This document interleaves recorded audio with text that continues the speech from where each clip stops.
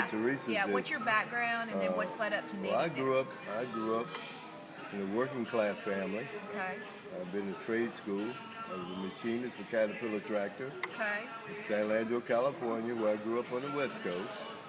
And was also a lithographer, a printer, Okay. and shipyard worker, marine rigger. Okay. I worked in the unions most of my life Okay. for 30 years. And the reason I came to Texas is because all my family died. All your family died. Mostly, yeah. I gave a son a kidney in 1980. He died. My 18-year-old, best son. Then the mother of my children died. And then daddy died. And mama died. All my great aunts and uncles. I thought I'd locate somewhere else. You moved to Texas. And I came to Texas because I was born in Beaumont. And, I've just been going around Texas for about 10 years. Okay. And I decided to stay in Thailand. Those are places I've been. Yeah. I like Corpus because I grew up around the water in the bay in San Francisco and Oakland, California. Gotcha. So when I heard about this place, I immediately came here and I lived at the hotel downtown for seniors and being retired. And it was subsidized housing. Seagulf Villa is the name of the facility. And what led to my dilemma of being homeless was I was jumped on by a fella and his family. And I proceeded to stab him with my knife. I thought it was self-defense. Okay. And he was out of the hospital within an hour and a half. Okay. So even when I lived at Seagull Villa, I come down to Mother Teresa's because I also worked at Richmond Rescue Mission in Richmond, California as assistant director with a men's ministry. Oh, okay. So I've always had a tie to homeless people. I've always sort of hung and fought for the underdog. Got it. There are a lot of advocates in California, Berkeley, and Oakland, where I grew up. And one of the things that caused me to be homeless is my background. I grew up with a group of young men that were church boys and good boys, but we knew our rights. We knew right from wrong. Okay. And I grew up the original founders of the Black Panther Party, Oakland, California. And in 1962, J. Edgar Hoover deemed us number one threat to the national security of America. So when I was arrested on this charge, the guy jumped on me and I stabbed him thinking I'm in self-defense. What they did, they do what they call a national search, and they do what they call an FBI search. And they would not talk to me in Nueces County for 72 days. The sergeant could write a request to find out what's happening. No one would talk to me. And so they finally took me to court and, played the game that they play in court. And I'm well familiar with it because I've been dealing with homeless, right and wrong all my life. And the system is a good system in its place, but the system is a bad system too. It damages people's lives. They pay people millions of dollars now since they have DNA and found out they were not guilty. Exactly. And the district attorneys, they are the most crucial people you ever want to meet because their job is to convict. Yeah. They'll take nothing and make something.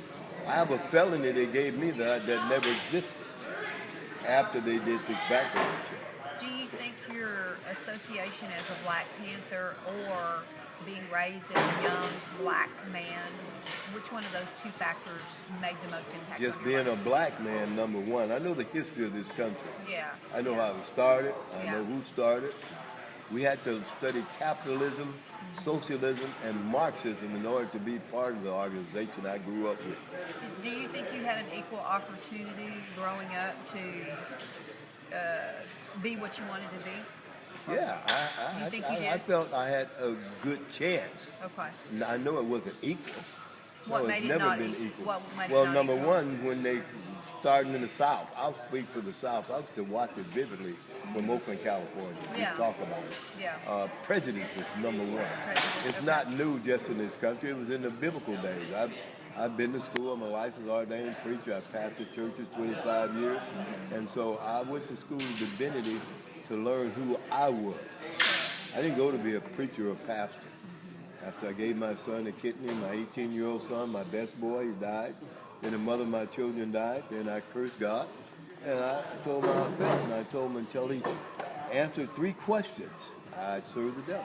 I meant it. Yeah. Well, he answered the questions, Yeah. and I had to humbly apologize.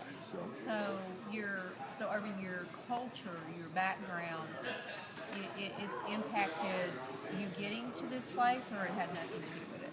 Well, yeah, I think anybody's culture has an impact on the future. Okay. I mean, if you Did you have advantages that other people didn't have? Or I've did you had mostly, see, when I was 12 years old, I got an idea of what a capitalistic country was. When I heard on the TV streams and movies, if you're brown, if you're white, you're all right. If you're brown, hang around. If you're black, step back. And then I noticed my uncles, my great uncles and uncles, last hired, first fired. Say that again? Last hired, first fired. Okay. It's Caterpillar Tractor Company in the 60s. They used to stand at the door to the white security guards to make sure they only let certain minorities in the plant to put in their application. The first man to retire in the history of Caterpillar Tractor Company did it in about 1971. Yeah. They've been in existence since 18 something. And we saw march with Cesar Chavez and the Panthers did, Martin Luther King, John F. Kennedy, all the civil rights leaders. Sure. And I'm in a book called This Side of Glory, and I'm proud of it. I'm proud of my background. Good. I'm Good. proud of, even though You should be. they came back and they blackballed me. I'll go put $25 down for an application for an apartment when I got out of jail. They evicted me at Seagull Villa. But through Catholic Charities, who was my payees while I was in jail, for 4 months, they paid my bills, they paid my rent. So they advised me to go to legal aid, who could not represent me in court, but they could do all the paperwork that allowed me to stay 4 months that I've already paid for without paying it out. So, when you get caught up in the system, depending on who you are, and your background, it's hard. But me, it's okay. For this reason, I've learned something in this life at 71 years old, thank the Heavenly Father, not to worry about anything. Instead, be prayerful about everything. Ask Yahweh for what you need and thank Him for all He's done. I have a good rapport with Sister Teresa and them. They know a little bit about me. They've been in my house before. And I love this place. I love the people here. I get a good income. I get a very good income. But it does not allow me to go and rent a place I would like to live before this incident happened. And I'm not going to live in rat-infested, roach-infested facilities. I never have.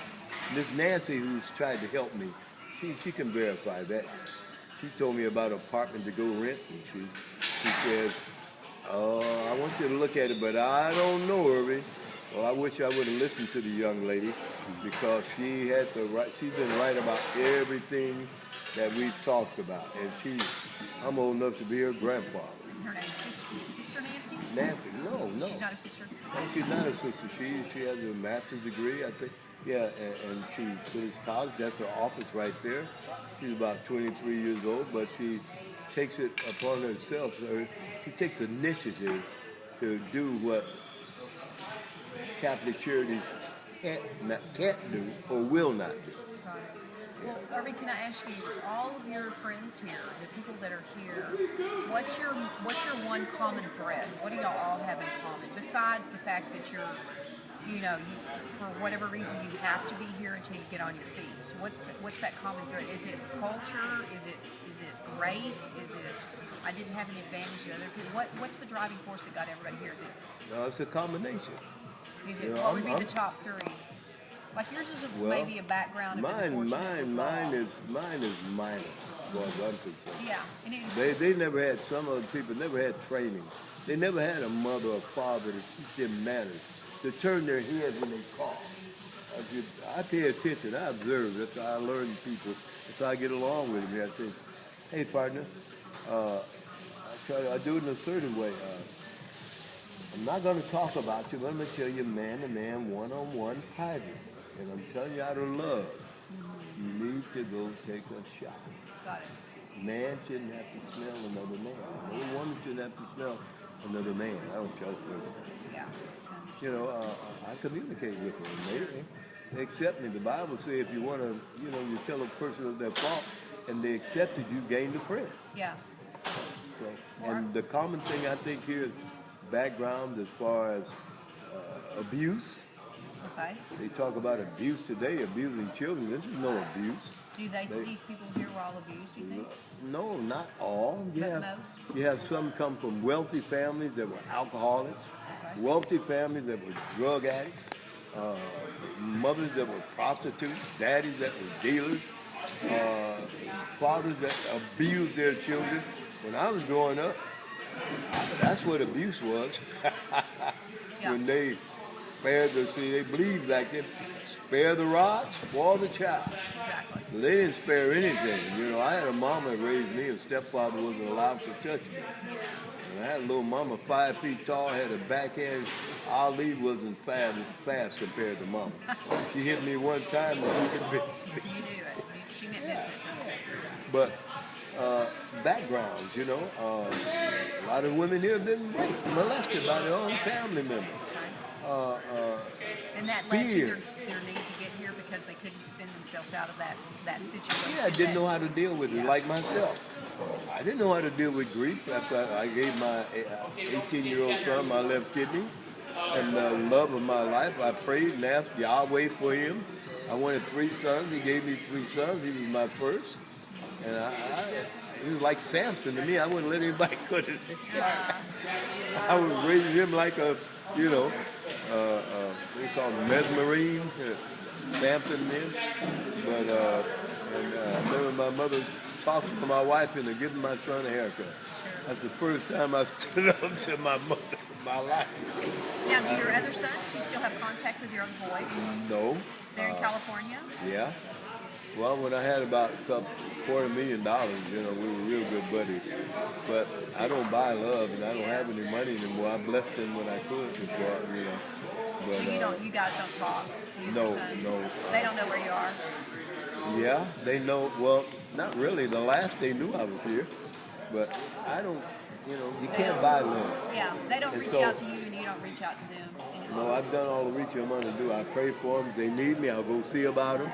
Are they But- successful? Yeah, I've been successful. I have one, he worked for where my stepfather worked. He worked for General Motors 35 years. They had to give him a gold watch to get him, to con him into retiring. He left Mama $500,000 on the money market. Yeah. And at that time in California, home savings and loan, you invest your money in the money market. You had dividends daily, compound interest daily. And he saved he squeezed that eagle until he grinned. Yeah. He grew up in the country, boy, out of 14 children, and all of them died from cancer. His mother and father had cancer, they didn't do blood tests back then. Yeah. But anyway, he left Mama good money, and then I inherited everything. I was surprised she didn't give my brother and them anything. I took care of my mother for 8 years. She had lupus. Yeah. So I tell anybody, I've been to hell and back. You know anything about lupus or that? But being the oldest, it was my job. And my children, I love them. Don't think I don't love them. But the thing is, I will not tolerate my son, especially I've been a father to them. Maybe not the father they think I should be, but they're my children. Sure, I understand. They were taken care of, and he could buy him a $150,000 home in 1994 in the suburbs, no crime. He worked at New United Noomies as an offshoot of my stepfather's employment there for 35 years. And when they found out who his grandfather was, They hired him immediately. And he was up in the hundred and some odd $1,000 bracket every year. But, you know, kids are, I reached out to them because they lost their brother and their mother. Well, sometimes you can give them too much too soon. But, no, some. But he was the kind that he was selfish. His personality didn't dictate that he was my son. But he was my son. He looked just like me. You know. We got along, but, you know, in life, whatever reason, we get off the road, you know, and he got sidestepped. But as far as I know, my son and my daughter who's in Washington, they're doing good. Good. Marvin, thank you But so much. I just want to say this now. Most of these people here are good people. But the way that City Hall is trying to do, they don't want people to feed them anymore. Well, that's totally wrong. Everybody knows that's wrong. It's if your brother comes to you and need food, don't give him a rock. You need shelter, don't give him a blanket. Well, they want to lead the way to do the right thing, but it's not about the money and politics. It's about human lives. It's about people like you all going to school, caring, trying to get out and see what's really going on in the community. Yeah. And this is, I share with most of the people here, like when they give some food or something, I always try to give it a whole bunch to keep some for the next day, you know? I tell them, hey, this is the best things in life are free. And you don't have to hoard it like the children of Israel did out in Exodus. They're going to take all the quail and God, Yahweh told them how much to get, but it all spoiled, being greedy. Well, I tell them the same thing, you know. This is a free gift from God. The best things in life are free. I don't care what anybody says. I've learned that for myself. Most things I know, I've learned it for myself through experience and reading a lot and talking to people. But my main thing, I want to close with this. Sure. Nothing of myself. Nothing. My prayers every day. Father Yahweh, use me to uplift your son, Yahshua the Messiah. You said if I do that, you would draw all men. Just share your word. And help me today to be nice to people. There you go. That's Because great. around here, I'm telling you, man, y'all stick around here. You ever saw that picture, One Flew Over the Cuckoo's Nest? That's where you at. I fit in here too, you know. But Do you think, Irving, that folks here, some are suffering from mental yes, conditions? yes, I didn't come. Yes. Yeah. I mean, when you abuse, I was in a program in San Francisco after my son died, and I was the only black guy there, and my job, my insurance. See, I got addicted at the University of California, San Francisco Market Transplant. I never did no drugs or nothing in my life. I didn't even know I was addicted until the doctor talked to me. When they wanted to send me home, they said their orientation, there's a pill you be taking. You won't be taking the morphine anymore. Man, I want my shot. No, well, the doctor says, Irving, you know, well, the doctor told me anytime I felt pain or thought I was going to feel pain, to let you know you give me a shot like you've been doing. So I want it today. Well, I had to call the doctor and he gave me a shot. Were you addicted to morphine? Yeah, morphine lies fat. I'm one of the billions you never hear about that caused the medical profession and the government to put the little pain dispensers over the bed. They don't tell you about all the people's lives that have been ruined, not because they did it on purpose, but they gave them too much. Morphine lies dormant in the fatty tissues of your body. You don't get rid of that. It's like a monkey on your back. I mean, do you think other people here that drug addiction led them to this place? Yes, some did, some good. It's a combination of everything you can think of that's the opposite of good in your life. Everything that's negative on Satan.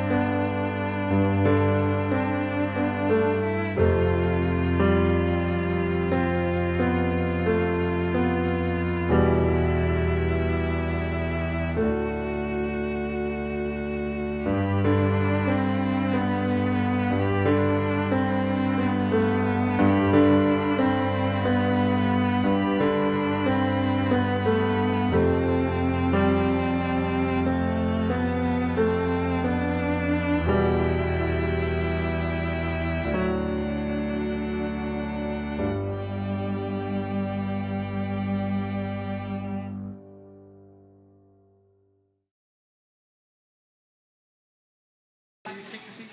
I'm sorry. Idiosyncrasies. Anything that you want to tell us about what led to here, particularly your childhood, your upbringing, your Had nothing to culture? do with any of that. Okay, well, just talk to us about what's your background? How'd you My grow up? background is I was an entertainer, business person. I managed apartments and hotels in Los Angeles for 40 years. So you grew up where? I grew up in London, Nebraska. Okay. I lived in California, Yeah. and at 17, I was a manager of 3 apartment buildings, 150-unit apartment buildings. I worked for him until almost 21 years for him until he passed away. He had no children. He didn't change his will, so the property all went to the state. I've done over 50 commercials. I've done 20 movies. I've done voiceovers for cartoons and for movies as well. People can't do the accent. I come in, they call me what they call a voice specialist because I can do all the cartoon voices. I can do any kind of voice I want. Do any accent, dialect. I've won 150 dance contests, 200 singing contests. I don't know, countless acting contests. You know, parts in movies or not movies, but in plays and stuff. My main background is that I raised 4 kids to be good, respectable adults because their mother left us when they were real young. Still being a prostitute and a drug addict. Was that in Nebraska? That was in California. California. And she still lives there. I live here. But that's not why I'm here. Yeah. I'm here because I was living in New Orleans and I'd been working 4 days straight. 4 straight days, all the way through the whole 24-hour shift. Finally, my boss says, you know what, you need to go home. You're barely walking on your feet. It's like, I don't know he says, I don't even know what's keeping you going. Sure. So I go home and the place where I'm renting, and I just get in, shut the door, lock it, lay down, pass out. Next thing I know, I hear my boss screaming out, "You in here? Are you in here?" And I said, "Yeah, what do you want?" And he says, "Where you at?" I said, "I think you're standing on me, what?" He says, "Oh my God, oh my God." Next thing I know, he's sitting there digging frantically like he's digging a hole. I said, "What are you doing?" He says, "I'm digging you out from underneath this roof." I said, "What roof?" He says, "You've got a roof laying on top of you." So he gets a hold of paramedics, takes them 6 hours to get me out. I can't move, I'm here down. He says, "We've been looking for you for 5 days." Oh my God. So I'd been under this roof for 5 days during the hurricane. Yeah, Katrina, I was about to say. 5 days. It was 750, 800 pounds. That was Katrina? Yeah. Or Rita? Katrina. They got me out, put me in the hospital up in Baton Rouge for about 6 months. When Baton Rouge found out I was a veteran, stuffed me over in Audie Murphy in San Antonio, which is the worst thing I could ever do to a handicapped person. San So you were Antonio- already handicapped? No. At this time I was. At that time, before it happened, I could walk the streets a lot, the whole city of Los Angeles, the whole city of New York. I could walk Miami. I could walk San Antonio. I was able to walk from Omaha to Utah one day. Or well, not one day, a Yeah. couple days, but still. I was able to walk. I'm lucky if I can walk from here to that tip of the thing now. Is your disability related to your injury from Katrina? Or? It was laying on my spine, from here down to my tail, and I absorbed over 4 pounds of mold into my body as well as acrylic paint. The guy that I rented from didn't take down the old mold from the hurricane before. He just let it sit there and get worse. So when instead of anything, he just painted acrylic paint over top of it. So when the roof fell down on top of me because it was rotted around the edges, he didn't say anything about that either. It fell on top of me. Now I've got spinal problems, kidney problems, liver, kidney problems. How do you get help? How do you get health care? Not very. Do they come here to the center? I had to go. Do y'all spend the night here? No. So what do you do at They don't let night? you spend the night here. What do you do at night? I sleep on that bus bench right down there. You sleep where? On that bus bench right on Leopard. Only place I can go. I can't go into the grasses because of this. I can't go into the shelter. They won't let me in because of this. Shelter say we don't have accommodations for wheelchairs or handicapped people. I said, "It's funny. I see handicapped people come in here all the time. Oh, but they don't sleep here." Oh, I see. And the one time I did sleep in there, I said, "Well, I'll never do it again because the beds are rickety. They're older than I am. My dad slept on those things in World War I." Can I ask you when you were born? When? Yeah. Omaha, Nebraska, October 20th, 1960. 1960. And The beds are, they got makeshift cushions on the steel springs. They're older than my dad. Yeah. He's passed away now, but I'm going like, why are you still got these kind of beds? And we can't afford them. Oh, come on, man. With all the donations you guys get, who are you kidding? You got like 20,000 Salvation Army stores. How can you not afford to buy new beds? You know, I told them, I said, you're the first Salvation Army place I've come across that give me that excuse. You know what they're doing? They're lining their pockets with the money to buy stuff for themselves. They're not trying to help the homeless. Oh, well, we're giving a place to live. Okay, well, so did God when He gave us the ground. Yeah. So What's your goal? Do you have a goal to try to? blow up the world to be the only person existing on the planet. Not really. Yeah, Really. yeah. Well, me and my girlfriend. We'll repopulate everything. Do it the right way. this So time. you're satisfied with this life, other than okay. I'm not satisfied with anything that's going on right now. The biggest problem is a lot of people think I'm supposed to move for them when I'm in a wheelchair. They're going looking at me. I'll go backwards. I'm not gonna lie. I get there faster. If I go to the bathroom, if I don't get that bathroom, I'm gonna pee on myself. I can move from here to that bathroom. If I don't get there quick enough. Sure. And going forwards ain't gonna get me there quick. Yeah. Even doing this, so I go backwards and I move. This wouldn't be, you know, every day I get somebody new. It's always 3 to 4 people same thing. Why don't you watch where you're going? I said, dude, you're going forward. How come you're not watching where you're going? Yeah. Why do I have to watch where you're going and where I'm going?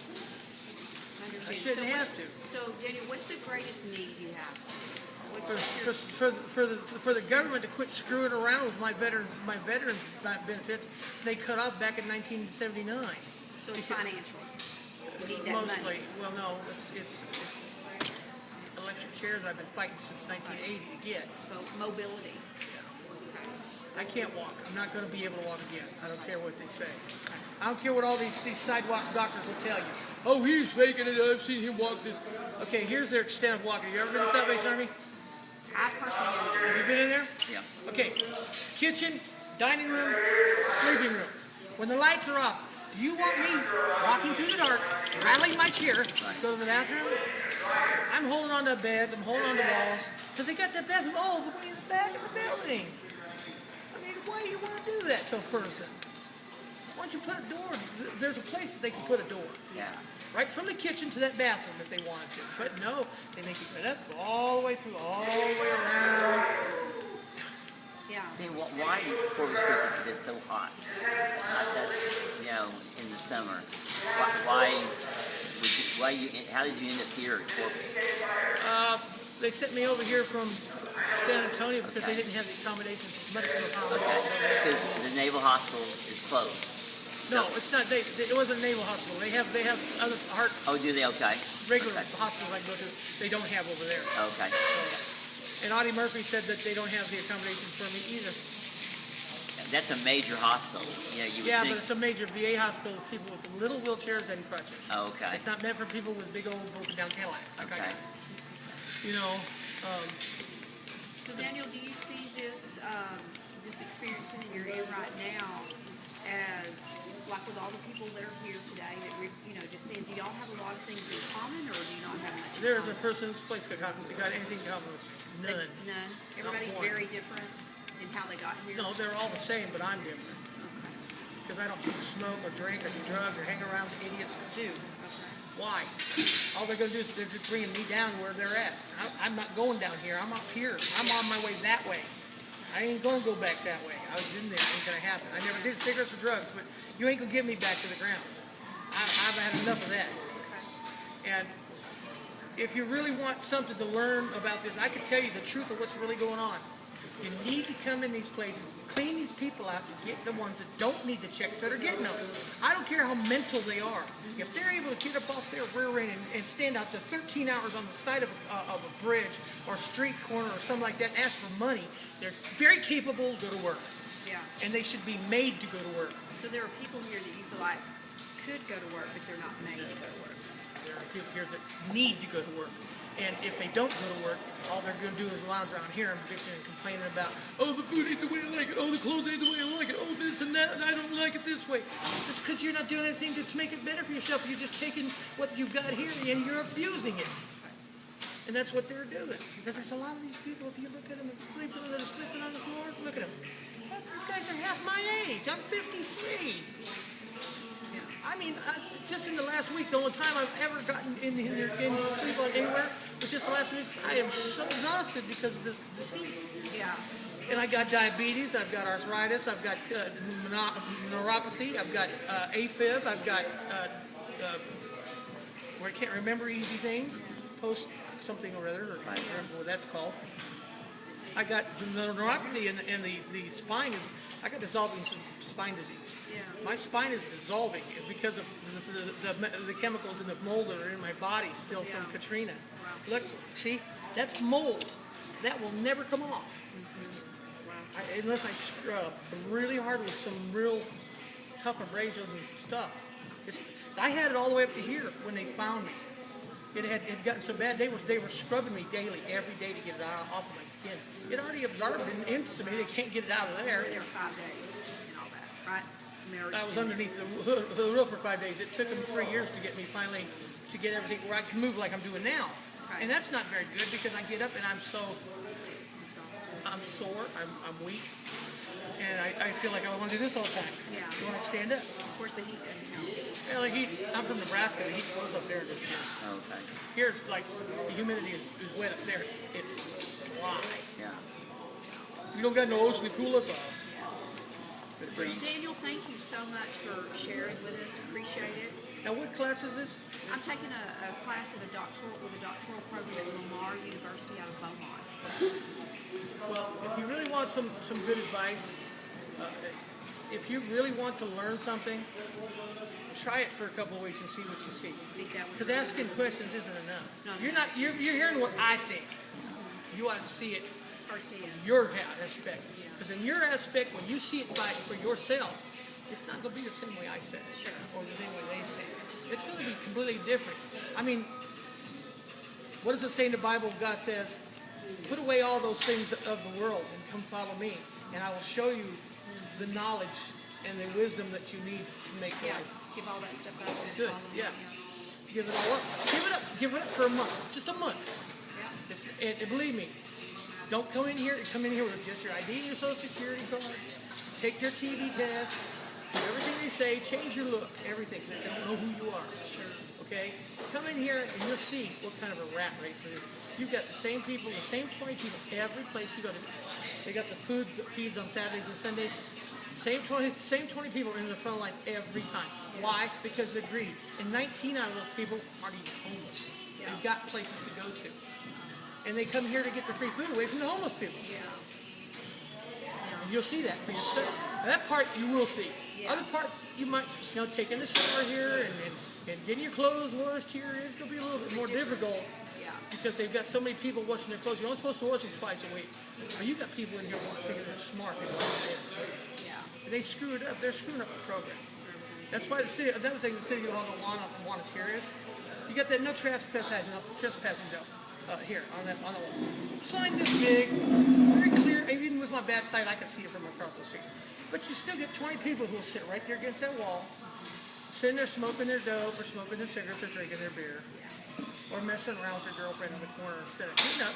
And all these places that are advertising for jobs. Well, they don't make enough money. I don't make enough money doing $8.50 an hour. Well, you complain about it was $6.50 an hour, then $7.50 an hour, now it's $8.50 an hour. Now they want $10 an hour. How much longer is it going to be before you actually go to work? What, you waiting for a $25 an hour job at a restaurant? That's not going to happen. It's going to stop. It's going to level out right at about $15, and that's all you're going to get. Anything over that, forget it. And that's only going to be for people who are management material, not just people who are just coming in and wiping tables and serving food. Sure. Those people don't deserve $8.50 an hour. Come on. I mean, it's flipping burgers. You do that on the weekend for free. Yeah. You know? Well, listen, thank you. You're awesome. Appreciate it. We wish you all the best. Can we change it, Spare? Yeah. If we can help you, you've helped us by being able to. I don't mean to sound bad, but I need at least one soda to level out my sugar for the day. I don't have any of my diabetes. Do y'all have sodas here they sell y'all? No, I gotta go up first. Right. I don't. I send somebody up, they get it, they bring it back. But it's just, I gotta have some sugar to level out what the junk. See, the food here is really just, they don't season it. Yeah. And a lot of it's coming out of the cans anyway. And it's not coming out of the cans. I can certainly give you $1.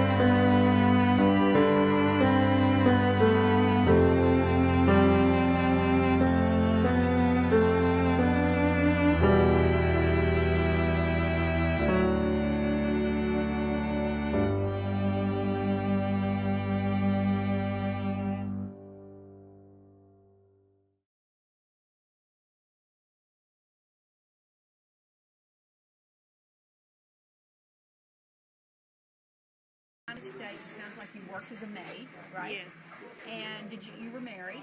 No. You didn't marry? No. And so you were single. Did you ever marry? Yes. Not with the father of my first child, with a Puerto Rican guy. Okay. So we got married in 70, and 70? yeah, and we went to Puerto Rico. I know. Okay, it's okay, though. To Puerto Rico. Pick up your voice. To Puerto Rico with the plan of staying there, but we didn't make it, and we came back here. Okay, so you went to Puerto Rico and came back here. In 1972, 73. Okay. And then we moved to this house, and I have 3 children with him. Children. Then we divorced, and he wasn't a good divorce, and so he ended up giving me his part of the house because he owed me $8,000 on child support. He owed $8,000. Yeah, and so there was a time, it was like 1990, when the house got on fire. Oh, okay. It wasn't that big, but that helped me to end finishing paying the mortgage because I only 3,000 something. But from that, there was another fire, and everything started coming down. I did have a business cleaning houses? Yes, houses and offices. And so when the house got burned for the second time, I didn't have the full coverage on the insurance, and so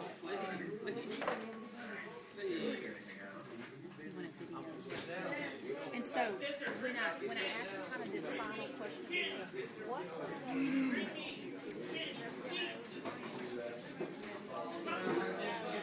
the second time, I didn't have full coverage on the insurance, You didn't so have I home could not insurance. fix it back. Okay. And I asked She had for no house. Yeah, I asked for a loan. But by this time, my mother had died, and she's supposed to live in that house for 10 years. And my other relatives, they didn't want to live there, so I ended up living there. And I asked my brother to give me his signature like he was giving me the other part of the house so I can make the loan, because that was a huge house. And it was supposedly $60,000, and I fixed the house, my house. Then, being that house fixed, I asked for another loan higher because I wanted to save my mother's house. Sure. Because my house is going to be being paid with rent. Okay.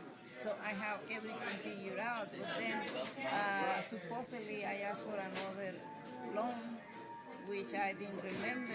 Some people think that they made me sign a paper because supposedly my mother's house was never paid. And so the bank wanted to take my house, and I declare bankruptcy. And then I didn't have to get out of my house, but I want to keep the other two. Sure. And so I say that I could make it if I rent my house. Sure. And that's what I left the house. The problem was that the person that was renting it didn't pay the rent, and I end up losing that house anyway. Okay. And I am here because I was helping a son who was in problems. He did have problems with, how do you call that, when you are lonely, things like that. Depression? That depression. And so my older brother was thinking that maybe he could do something about himself, and she sent me here. Yeah. That way I could be helping him, he will be helping So is me. he here too? Yes. He's here at the center? No. He's working, he's staying with a girlfriend. Okay. He's paying anyway, but it's not as much. Can I ask you, where do you sleep at night?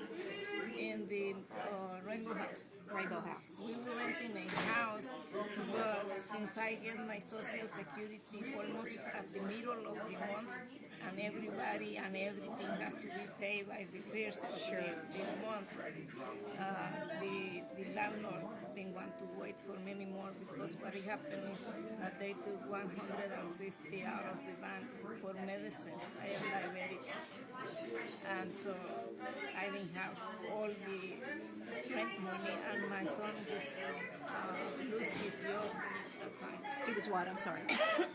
Lost his job, so he was not working. We cannot make it all. Sure. And then he just wanted for us to get out of the house because he took me to court.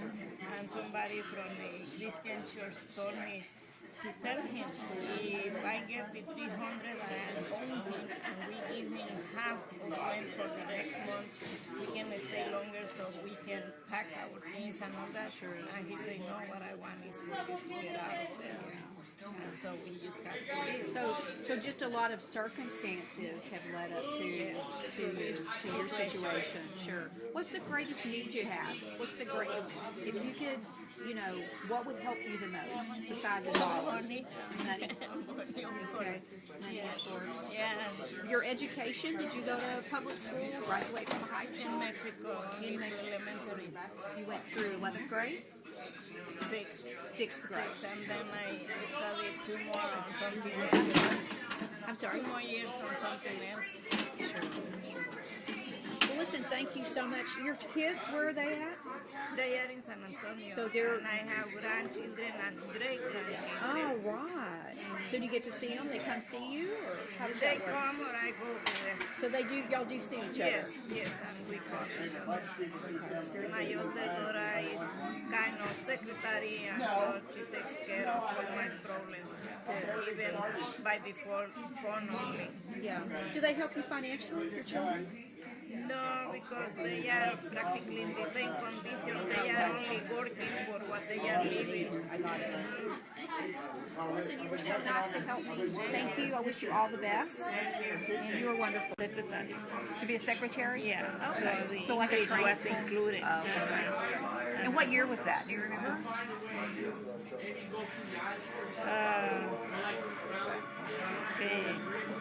Okay. I was born in 42. Okay. So if it was 16, Probably yes. 1960 when you did that? No, 1960 was when I came here. Okay. So it was two years before. Okay, so like 58 maybe? 58, yeah. Okay. And so we couldn't go back to Tampico every year for the New Year because we're supposed to be together. We didn't care for Christmas, but for New Year. And so every year I could go. I could come back because I did like it here. And so I stayed since there. And I have been living all this time in San Antonio. So you've been in San Antonio all Yes, this time? and then I have a child, girl, and I went to California because we were going to live in care over there. So you were going to go to California and live with your child? No, it was just to go and come back. Oh, okay. Like 2 times we did that, and then I went one time, but it was for maybe 1-2 months in Florida, working, taking care of 2 little girls. Okay. Those your grandchildren? No, Just taking care of children. Yeah, they were doctor's children.